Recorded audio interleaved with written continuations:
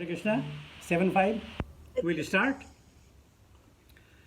Jaya Radha Madhava Kunja Vihari.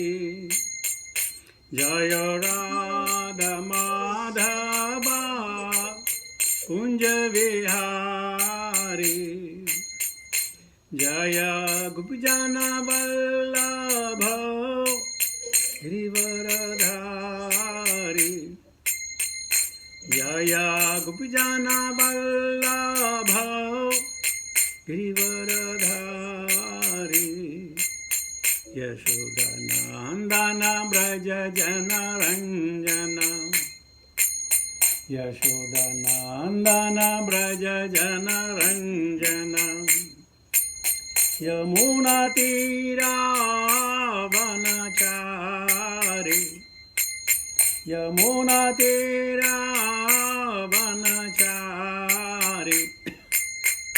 Jaya Radha Madhava Kunja Vihari. Jaya Gopijana Vallabha Girivaradhari. Yashodanandana Braja Jana Ranjana. Yamuna Tira Vanachari. Jaya Radha Madhava Kunja Vihari. Jaya Shri Krishna Chaitanya Prabhu Nityananda. Sri Advaita Gadadhara Sivasadi Gaura Bhakta Vrinda. Bhaja Sri Krishna Chaitanya Prabhu Nityananda. Sri Advaita Gadadhara Sivasadi Gaura Bhakta Vrinda. Bhaja Gaur Bhakta Vrinda. Hare Krishna Krishna Krishna Hare Hare. Hare Ram Ram Ram Hare Hare.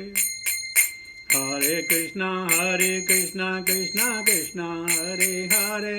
Hare Ram Ram Ram Hare Hare. Hare Krishna Krishna Hare Hare. Hare Ram Ram Hare Hare. Hare Krishna Krishna Krishna Hare Hare. Hare Ram Ram Ram Hare Hare. Hare Krishna Krishna Krishna Hare Hare. Hare Ram Ram Ram Hare Hare. Hare Krishna Krishna Hare Hare. Hare Ram Ram Hare Hare. Hare Krishna Krishna Hare Hare. Hare Ram Ram Hare Hare. Hare Krishna Krishna Hare Hare. Hare Ram Ram Hare Hare. Hare Krishna Krishna Hare Hare. Hare Ram Ram Hare Hare. Jaya Prabhupada Jaya Prabhupada. Prabhupada Srila Prabhupada. Jaya Gurudeva Jaya Gurudeva Gurudeva Jaya हरे नाम संकीर्तन महोत्सव की जय, भक्ति वेदांत स्वामी शिल प्रभु महाराज की जय, निताय गौर प्रेमानंदे, हरि हरि बोल, Hare Krishna. So all our participants, please put your video on so that we can see you, that who is with us. Your association for us is very, very important. So we want to see, take your darshan, and then get into the class of Bhagavatam. Om Namo Bhagavate Vasudevaya. Om Namo Bhagavate Vasudevaya. Om Namo Bhagavate Vasudevaya. Narayanam Namaskritya Naram Chaiva Narottamam Devim Saraswatim Vyasam Tato Jayam Udiraet Nashprayeshu Bhadreshu Nityam Bhagavata Sevaya Bhagavati Uttama Shloke Bhaktir Bhavati Nashtuki. So today we'll be taking text 36 of chapter 5, canto 1, entitled पांडवों की सामयिक निवृत्ति. 36. यदा मुकुंदो भगवान् मामहिं जहो स्वतन्वासणवीयस्कतः तदा हरेर्वा प्रतिबुद्ध चेतसाम् अभद्रहेतो कलिरन्वर्ततः. यदा मुकुंदो भगवान् इमां मही जहो स्वतंत्र्या शरणवीयसकतः तदा हरेर्वा प्रतिबुद्ध चेतसाम् अभद्रहेतो कलिरन्वर्ततः. You'll excuse me. No corona, it's just like that.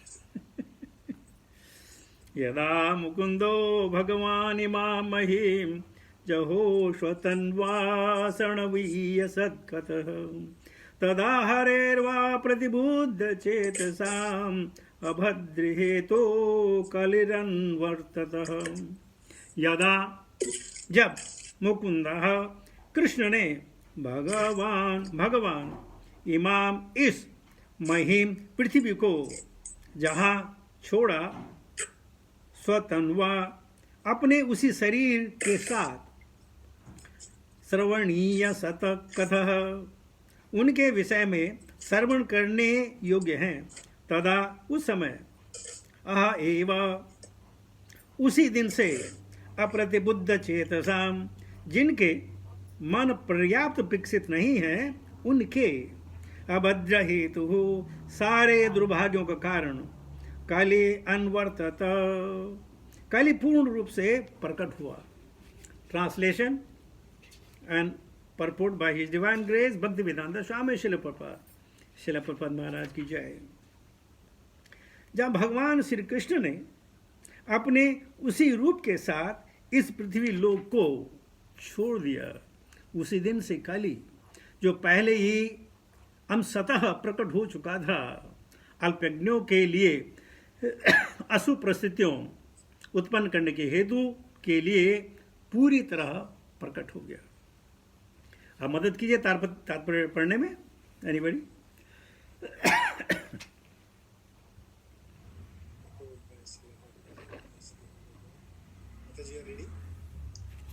Text 36.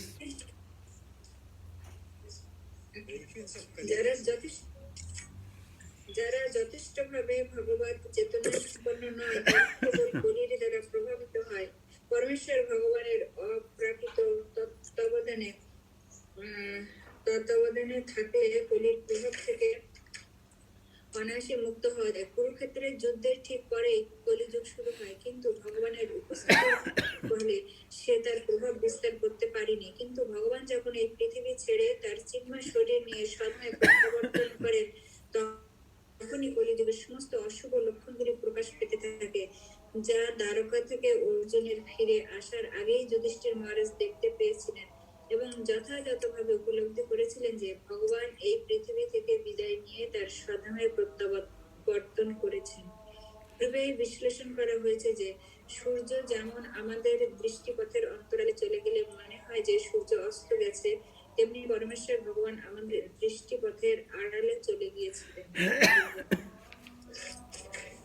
ओम ज्ञानतिमिरान्धस्य ज्ञानाञ्जनशलाकया चक्षुष्मन्तमेनं तस्मै श्रीगुरुवे नमः। श्रीचैतन्य मनोभीष्टं मेन भूतले स्वयं रूपकथा मह्यं ददाति सुवदन्तिकं वन्देऽहं श्रीताकमलं श्रीगुरुन् वैष्णवां च श्रीरूपं साग्रजातं सागना रघुनाथं विदतं सजीवं साद्वैतं सावधूतं परिजनसहितं कृष्णचैतन्यदेवं श्रीराधाकृष्णपादां सागना ललिता श्रीविशाखान्वितां च हे कृष्णकरुणा सिन्धु दीनबन्धो जगत्पते गोपेश गोपिकान्त राधाकान्त नमस्तुते तप्तगञ्जन गौरङ्गी राधे वृन्दावनेश्वरी वृषभानुसुते देवी प्रणमामि हरिप्रिये वाङ्कटकृष्णवेश्य कृपा सिन्धुवैव च पतिता नाम पावनेभ्यो वैष्णवेभ्यो नमो नमः। जय श्री कृष्ण चैतन्य धृतगदाधर श्रीवासादि गौरभक्तवृन्द हरे Krishna Krishna Krishna Hare Hare Hare Ram Ram Ram Hare Hare.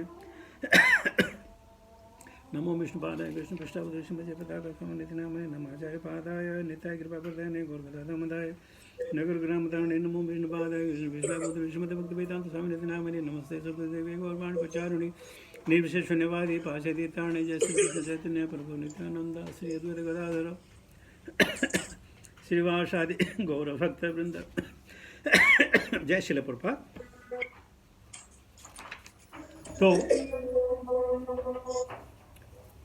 sages at Naimisharanya being addressed by Shri Suta Goswami। क्यों? जितने भी ये ऋषि और मुनि थे, ये ऋषि और मुनि थे, भगवान के बारे में इनको भी पूर्ण तरह से मालूम नहीं था। भगवान के बारे में उनको भी पूर्ण तरह मालूम नहीं था।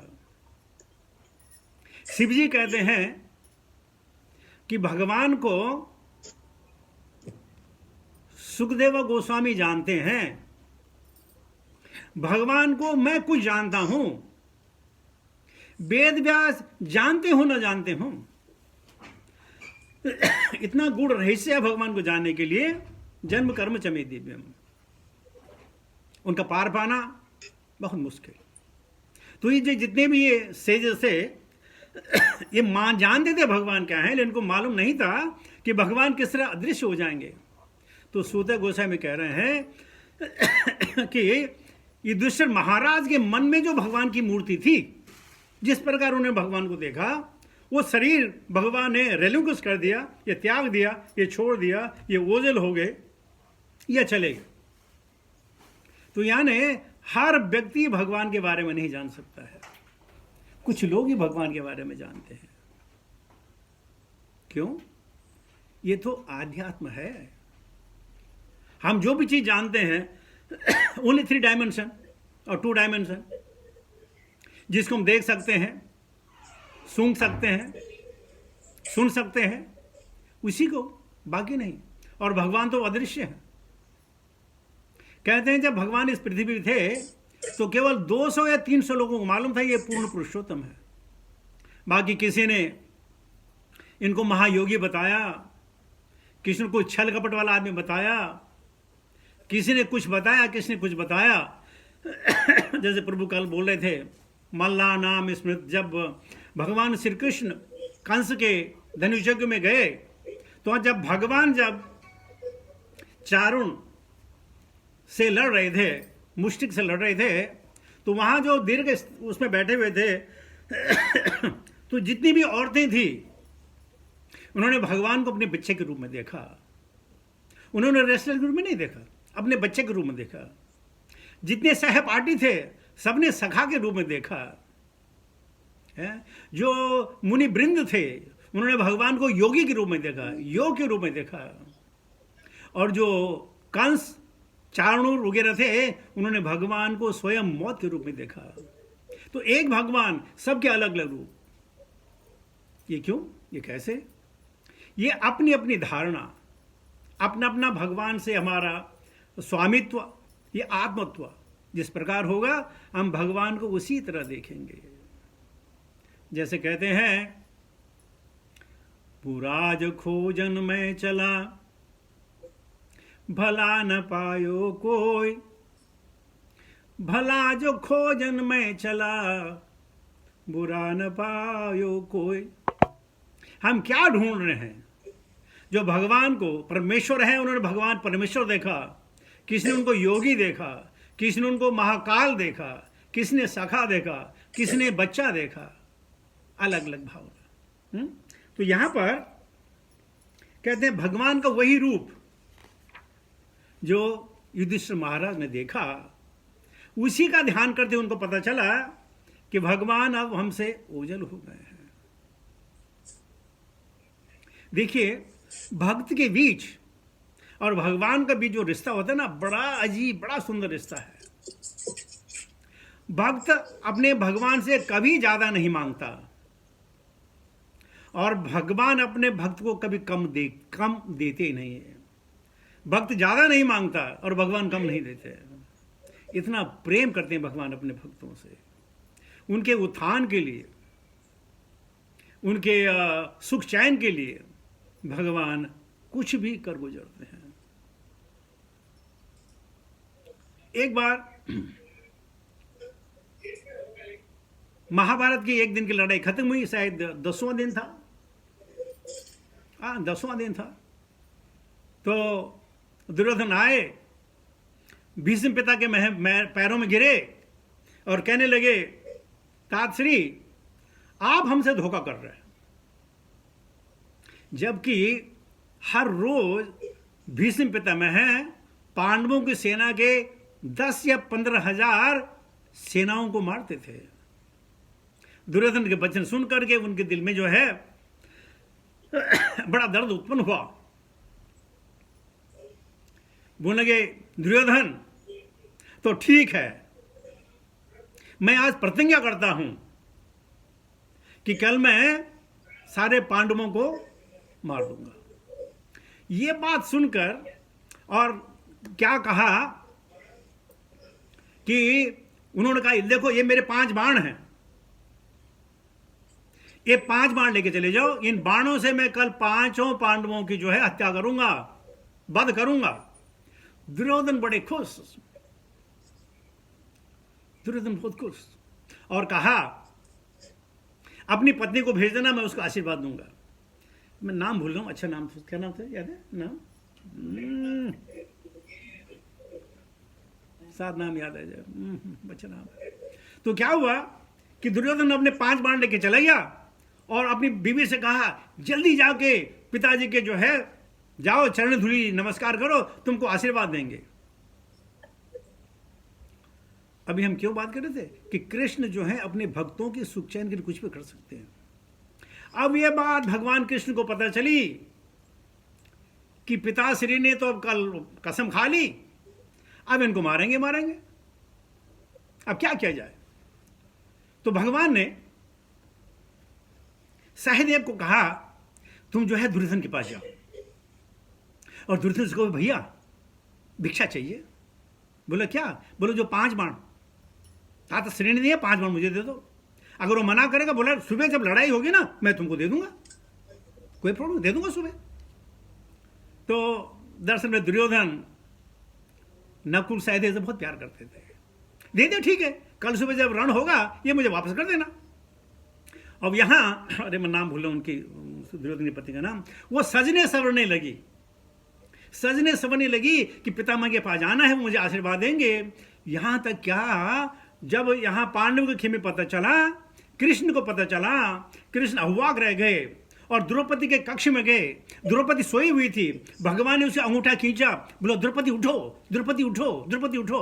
वो उठ के बैठी, हे मधुसूदन आपने क्यों बुलाया, मैं खुद आ जाती। बोलो नहीं, जल्दी चलो। बोले क्यों? बोला जल्दी चलो। कहां जाना है? भीष्म पिता के पास जाना है। तो द्रौपदी मना नहीं कर पाई। द्रौपदी उठी अपने भैया के साथ, कृष्ण और कृष्णा दोनों गए और वहां भीष्म पितामह भजन कर रहे थे।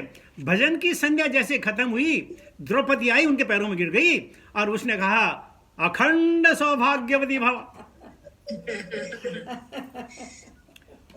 और उसने धन्यवाद किया।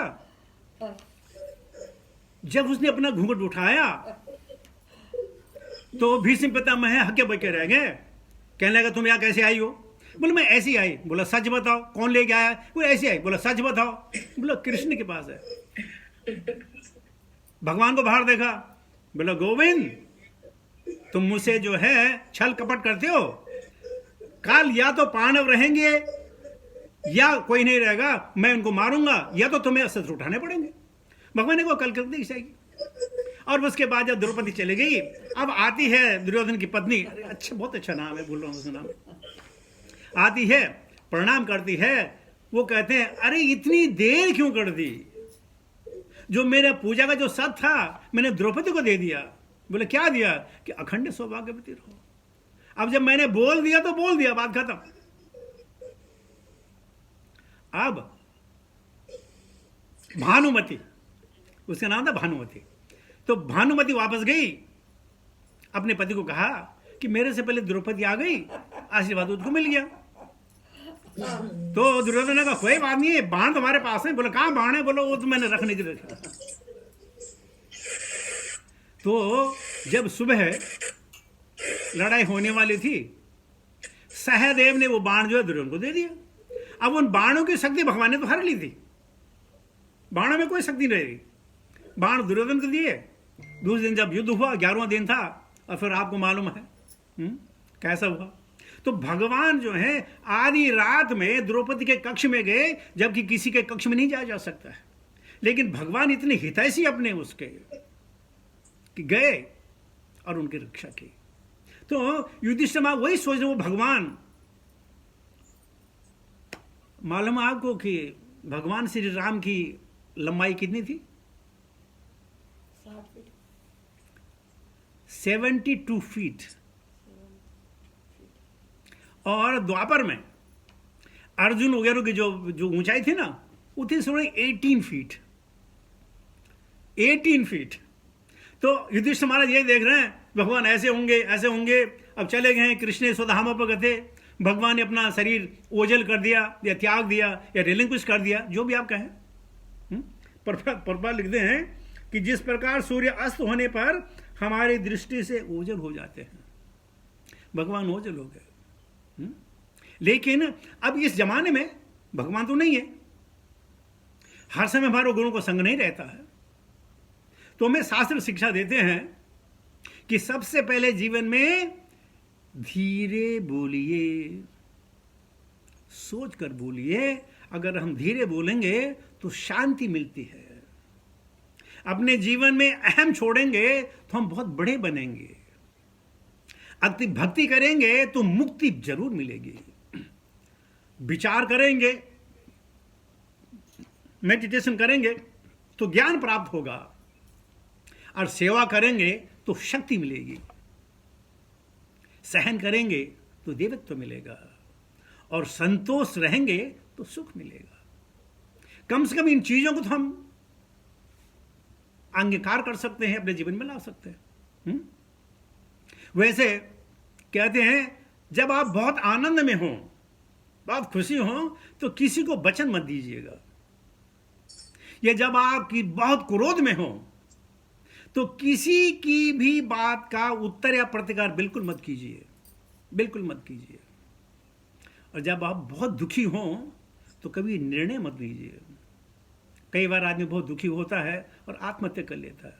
दुख में कभी निर्णय नहीं लेना चाहिए, क्रोध में कभी भी उत्तर नहीं देना चाहिए। कुछ भी हो जाए सहन करना। तितिक्षा हुआ कारुण्य कहा, सूरदा सर्वदेवना। तितिक्षा बनना है, सब सहन करना है। और जब आप खुशी हो तो don't say what can I do for you sir, and if से गिव मी दिस, आप फंस जाएंगे। है? तो इस प्रकार भगवान अपने भक्तों के लिए कुछ भी कर गुजरने के तैयार है।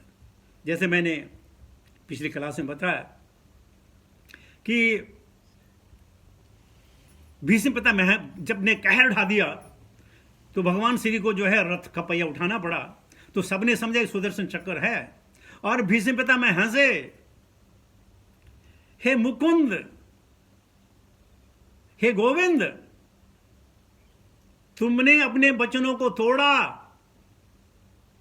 तो भगवान कहते हैं मैं तजी प्रतिज्ञा मोरी, तेरी प्रतिज्ञा के काज। हाँ, मैंने अपनी प्रतिज्ञा तोड़ी है, लेकिन तेरी प्रतिज्ञा को रख ली। इसीलिए भगवत गीता में बताऊं भगवान क्या करते हैं कि कौनते हा प्रतिजानी ही न मैं भक्ता प्रणश्यति। ये अर्जुन तुम बोलो, क्योंकि अगर मैं बोलूंगा ना तो शायद लोग यकीन न करें, क्योंकि मैंने बहुत दफा अपने वचनों को इधर कर दिया। तो कौनते हा प्रतिजानी ही न मैं भक्ता प्रणश्यति, तुम जाके बताओ सबको, क्योंकि अगर तुम बताओगे तो सबको मालूम है कि तुम्हारी बात कभी गलत हो ही नहीं सकती है। मैं तुम्हारी बात को कभी गलत होने ही नहीं दूंगा। इस प्रकार देखिए, जो सृष्टि का रचयिता है वो बालक लेके जन्म लेता है, जिसे सारा ज्ञान आता है वो संदीपन मुनि के यहां या राम जी के रूप में वशिष्ठ के यहां शास्त्र विद्या समझने जाते हैं। जो सबका पालनहार है वो कहता है छचिया वर छाछ पे नाच नचावे, ताही अहीर की छोकरियां छचिया वर छाछ में नाच नचावे। देखिए, जो सबका भरता है भोगता है वो मां इसे तो कहता है मुझे भूख लगी है। वही भगवान एक बार गोपियां मां यशोदा के पास आए, कहने लगी मां यशोदा एक विनती है। बोले बेटे क्या विनती है बताइए। कि अब तुम अपने काना को अलंकार मत किया करो, उसमें मालाएं मत डाला करो। बोले क्यों। बोले उसकी मालाओं से ना सूर्य निकलते हैं बाहर, और अंधेरा में भी हमारे छुपाए हुए बटर को ढूंढ लेता है, तो इस पे अलंकार मत करो। ये बहुत बस चोरी छारी करने लग गया। तो मां ने कहा बात भी ठीक है, क्यों इतने अलंकार करो। तो उस दिन मां ने कुछ अलंकार नहीं किए, और भगवान अपनी टोली के साथ वृंदावन के घर घर में गए, और जिस घर में जाते थे उसमें हजारों लाखों सूर्य जैसा तेज होता था। तो ये लड़के सब परेशान, ये कैसे हो सकता है, ये कैसे हो सकता है। तो पता चला कि जब मां उन गहनों को पहनाती थी तो उन गहनों को नीचे सारे सूर्य छुप जाते थे, गहनों के नीचे सूर्य छुप जाते थे। आज गहने नहीं पहने तो सारे सूर्य जो उदय हो गए, शशि सूर्य सहस्त्रशः, हजारों करोड़ों के रूप में। तो गोपियां भाग भाग गई कि मां आज तुमने उसको अलंकार क्यों नहीं किए। बोले तुमने मना किया। नहीं नहीं अलंकार करो, अलंकार करो, अलंकार करना चाहिए। तो भगवान सुहृदय सर्वदेहिना, भगवान सबकी हितैषी है। और युधिष्ठिर महाराज और अर्जुन यही बात कर रहे हैं। तो एक एक चीज याद आ रही है मुझे भी, अपने गुरु महाराज की एक बात याद आ रही है, मैं आपसे शेयर करता हूं। एक दिन गुरु महाराज ने मुझे कहा कि कहानी सुनोगे। मैंने कहा गुरु महाराज सुनाइए कहानी। बोलो एक बार मैं प्रभुपाद जी के साथ में मायापुर में था, और वहां गौड़िया मठ वालों ने एक मीटिंग रखी, और उस मीटिंग में प्रभुपाद जी को बुलाया। तो प्रभुपाद जी ने मुझे और एक दो आदमियों को लेकर साथ में हम गए, साथ में गए। जब हम प्रभुपाद के साथ में गए, अंदर मीटिंग थी गौड़िया मठ वालों की। तो गौड़िया मठ वाले कह रहे थे ये भक्ति सिद्धांत सरस्वती जो पीठ है इसको कैसे सुंदर बनाया जाए, कैसे मेंटेन किया जाए, उस पर चर्चा हो रही थी। तो प्रभुपाद जी बोल उठे, अगर ये पीठ तुम इस्कॉन को दे दो ना, हम इसकी बड़ी अच्छे से हिफाजत करेंगे, देख रेख करेंगे। लेकिन उनके गुरु भाइयों ने प्रभुपाद जी को डांट दिया, तुम अपने आप को क्या समझते हो, अपने आप को क्या समझते हो। अगर तुम मदद नहीं कर सकते हो तो हमसे छीनने की कोशिश मत करो। प्रभुपाद जी का मुंह बहुत छोटा हो गया। प्रभुपाद जी ने कुछ नहीं बोला। फिर बोलते हैं, मैं दोबारा बोल रहा हूं, अगर तुम मुझे दे दो तो मेरे पास जो है बहुत सारे ऑर्गेनाइजर हैं, वो अच्छे से ऑर्गेनाइज करेंगे, आप मुझे दे दो। उन्होंने फिर मना कर दिया। बोले क्या बात करता है, क्या समझे आपको। तो जब मीटिंग खत्म हुई, प्रभुपाद जी बाहर आए, तो गुरु महाराज कहते हैं मैंने अपना रोष प्रकट किया प्रभुपाद जी को कि प्रभुपाद जी ये आपसे ऐसी बातें कैसे कर सकते हैं, क्या आपको जानते नहीं है, ऐसी बातें क्यों कर रहे थे। तो बोला प्रभुपाद जी ने मुझे डांट दिया, मुझे बोला stop it, shut up, you have no right to talk against my god brothers, they are my god brothers, we are equally important, so to you they are as good as me, but we should help them. तो गुरु महाराज बोले, मैं सोच रहा था कि मैं प्रभुपाद जी की तरफ से बोल रहा हूं। प्रभुपाद जी मुझे डांट दिया कि you have no right to criticise my god brother, never do that. तो गुरु महाराज मेरी तरफ देखने लगे। मैंने कहा, गुरु महाराज मैं भी कोशिश करूंगा कभी आपके गॉड ब्रदर कुछ नहीं बोलूंगा। मैंने कहा उनके नहीं, अपने गॉड ब्रदर कुछ नहीं बोलूंगा ही नहीं किसी के साथ। और यकीन मानिए आज इतने साल हो गए, कभी अपने गॉड ब्रदर के साथ हमारा कोई वो नहीं हुआ, न वार्तालाप हुआ, न कुछ हुआ, न मनमुटाव हुआ। क्यों? कि गुरु महाराज ने बोला कि जस्ट कीप सेट, भक्ति करो। तो देखिए कि गुरु महाराज ने भी, बहुत सारे लोग आए, बहुत सारे लोग गए, गुरु महाराज ने कभी ये नहीं बोला ये ऐसा है, ये ऐसा है, ऐसा ऐसा। एक बार भक्ति विकास स्वामी महाराज को आने का मौका मिला बहरीन, और हमारे जो दोस्त थे, क्या नाम है इसका, अरे बड़ौदा वाले, आज का नाम बोल रहा हूँ मैं।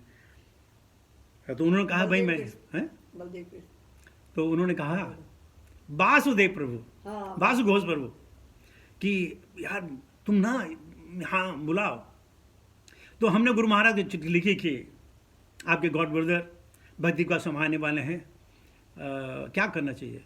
तो गुरु महाराज ने मुझे वापस पत्र लिखा, चिट्ठी लिखी, तब पैमो होता था कि लोग behave properly, he is one of the great Sadhu. Because जब मैं कभी कभी गुरु महाराज से बात करता था तो दोस्ती अवरेली बात करता था, तो गुरु महाराज ने मुझे चिताया कि ये भक्ति विकास स्वामी है, ये साधु हैं, और इसलिए इनसे जरा तमीज से रहना। मैंने कहा गुरु महाराज जैसी आप क्या किया।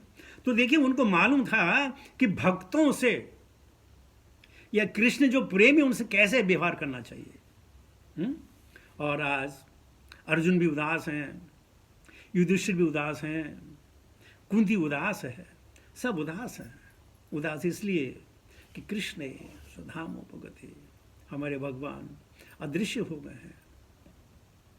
लेकिन धर्म ज्ञान आदि भी सह, उनके साथ धर्म भी गया, उनके साथ ज्ञान भी गया। लेकिन ये पुराण दे के चले गए, भागवतम पुराण दे के चले गए, ताकि आने वाले भविष्य में, आने वाले कली में लोग इसकी शरण ले सके। चैतन्य मंजू से एक बहुत अच्छा श्लोक है, आराध्यो भगवान ब्रजतनयो तद्धाम वृंदावनम रम्या कचिद उपासनम ब्रज बधूर्गेण वा कल्पिता। श्रीमद्भागवतम प्रमाणम अलम प्रेमापुमार्थो महान, श्री चैतन्य महाप्रभुर्मतिम विदम न तत्रादरो न चर। स्वयं भगवान अखिल रसा मूर्ति ब्रजराज नंदन ही परम आराध्य हैं। आपका परम रमणीय दिव्य श्री वृंदावन धाम अर्थात विलास स्थली है। उस चिन्मय वृंदावनाधिष्ठात्री देवी ब्रजवधु गणा के द्वारा प्रकाशित अति रमणीय रसमयी भक्ति है। आपकी उपासना है। इस दिव्य में सर्वशास्त्र शिरोमणि श्रीमद् भागवता महापुराण ही सर्वश्रेष्ठ प्रमाण है। इस उपासना से परम पुरुषार्थ शिरोमणि ब्रज प्रेम लाभ होता है। वही प्रेम अवतार भगवान श्री कृष्ण चैतन्य महाप्रभु का मत या सिद्धांत है, और इसी मत में ही अपना सर्वश्रेष्ठ आदर या विश्वास है। आराध्यो भगवान ब्रजस्तनय तद्धाम वृंदावनम। अब आप सोच सकते हैं कि भाई कौन वृंदावन जाए, बहुत दूर है वृंदावन, क्या होगा। तो दो घटना आपको बताता हूं। एक बार हम पेंसिल्वेनिया न्यू वृंदावन में थे और वहां हमें एक स्वामी मिले। उनका नाम था वर्षाना स्वामी। उनसे बात हुई तो कहने लगे, मैंने प्रभुपाद से कहा कि प्रभुपाद श्रीमद् भागवता में जो वृंदावन का वर्णन है, मैं क्या कभी वृंदावन जा पाऊंगा? मेरे पास पैसे नहीं है, कुछ नहीं है। तो बोला, प्रभुपाद जी ने मेरी तरफ आंख उठा के देखा और बोला, तुम अपना वृंदावन यही बनाओ, क्यों वृंदावन जाने की जरूरत है? अगर तुम हर रोज हर समय भगवान का ध्यान करते हो, तुम्हारा यही वृंदावन है। और तब उन्होंने हमें अपना वृंदावन दिखाया। उन्होंने वहां पहाड़ी के ऊपर राधा कुंड बनाया, श्याम कुंड बनाया, वहां एक छोटी सी पहाड़ी में गोवर्धन बनाया। और कहते हैं प्रभुपाद जी की कृपा से इस वृंदावन को देखने के लिए हर रोज कई लोग आते हैं। तो मैं उस वृंदावन नहीं जा पाया, लेकिन प्रभुपाद ने कहा, ये तेरा वृंदावन है, मैं इसी वृंदावन की पूजा करता हूं और आज तक मैंने ये नहीं छोड़ा। देखिए, तो अगर आप समझते हैं कि भाई वृंदावन बहुत दूर है, कैसे जा पाएंगे, क्या होगा, तो आप अपने घर को ही वृंदावन बनाए, वही वृंदावन होगा। जहां भगवान का नाम होगा, जहां भगवान के गुणगान होंगे, जहां भगवान की सेवा होगी, वही तो वृंदावन है। और कहीं जाने की क्या आवश्यकता है? ये मान के चलें कि हम वृंदावन में ही हैं, लेकिन अगर सतत हम जाप करते हैं, कीर्तन करते हैं, भगवान के बारे में, भगवान की सेवा करते हैं, भगवान के भक्तों का जो है हम सेवा करने का हमें मौका मिलता है, वही वृंदावन है। तद्धाम वृंदावन। तो अपने धाम को यहीं बनाओ।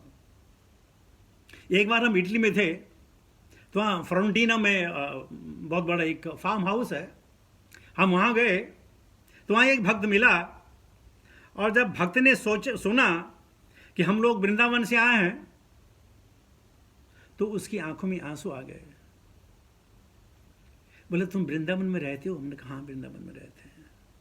उसकी आंखों में आंसू आ गए कि मुझे इस जीवन में शायद वृंदावन देखने का मौका नहीं मिलेगा। मैं वृंदावन की बहुत याद करता हूँ, बहुत याद करता हूँ। और हमने कहा, हमारा प्रभु यही तो वृंदावन है। बोला, वो तो ठीक है, लेकिन कहा एक बात है, अगर मैं इस देह में नहीं जा सका, मरने के बाद मैं जरूर वृंदावन जाऊंगा, ये मेरी हट है। तो देखो लोग वृंदावन से कितना प्यार करते हैं। और वृंदावन की जो श्रेष्ठ धात्री है श्री राधा से, और भगवान से कितना प्यार करते होंगे। लेकिन हम हैं, वृंदावन जो है 100 किलोमीटर दूर, फिर बोलते हैं कल जाएंगे, परसों जाएंगे। वो वृंदावन 3-4 दिन हो गए, चलो घूमने जाते हैं। वो वृंदावन 1 हफ्ता हो गया, प्रभु जी 1 हफ्ता हो गया। या कभी हम क्या बोलते हैं, अरे बाप रे बाप, पूरे कार्तिक के महीने वृंदावन में रहना पड़ा प्रभु। हम भाग्यशाली हैं रे। हम बोलते ओ पूरा महीना वहां रहना पड़ा, बाप रे बाप। हमको मालूम नहीं है भगवान क्या है, भगवान की तपोस्थली क्या है, क्या वृंदावन धाम है। बाह्य दृष्टि से नहीं, आप अंतरिय दृष्टि से देखें तो आप आनंद में रहेंगे। तो फिर आज वही हो गया, फिर एक ही श्लोक हो गया। चलिए ठीक है, हमने समझना है। हम ये कहने का मकसद था कि भगवान को अगर हम हर समय याद करें, चिंतन के द्वारा, मनन के द्वारा, कीर्तन के द्वारा, तो भाग्य, बस यही तो इच्छा है। और बहुत शानदार एक कहानी है, जब प्राण तन से निकले, बहुत अच्छा, मुझे नहीं आता है। बंसी जी का पट हो, गंगा जन निकट हो, तब प्राण तन से निकले। बांसुरी की तान हो और मेरे कान्हा सामने खड़े हो, तब प्राण तन से निकले। तो आइए, ये मालूम नहीं प्राण कब निकलेंगे। का बंसी बट हो, मेरा सांवरा निकट हो, हाँ, मुखड़े पे काली लट हो, पंचरंगी काचनी हो। आप मेरे वीडियो में देख सकते, मैंने गा के सुना के रखा हुआ, वीडियो बना के रखे मैं, अगर आपको मौका मिला सुनिए। आज एक बार सुनाइए प्रभु, प्रभु आज एक बार सुनाइए। माता जी वो तो नहीं सुनाऊंगा, एक चीज और सुनाऊंगा। मानव कहे कि मैं बड़ा, मानव कहे कि मैं बड़ा, तो धरती पर है क्यों खड़ा। और धरती कहे कि मैं बड़ी, धरती कहे कि मैं बड़ी, तो शेष के सर में है क्यों चढ़ी। और शेष कहे कि मैं बड़ा, तो शिव के गले में है क्यों लटका।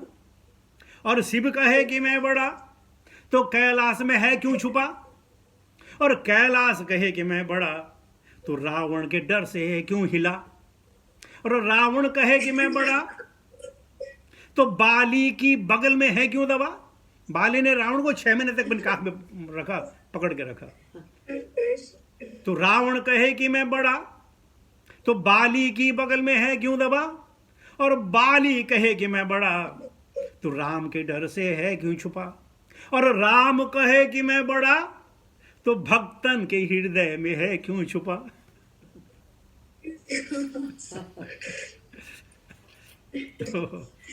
तो इसके साथ ही मैं अपनी वाणी को विराम देता हूँ। आप लोगों का बहुत बहुत धन्यवाद कि मुझे बोलने का मौका मिला, कुछ याददाश्त वापस आने का आपने मौका दिया। बहुत बहुत धन्यवाद। हरे कृष्ण।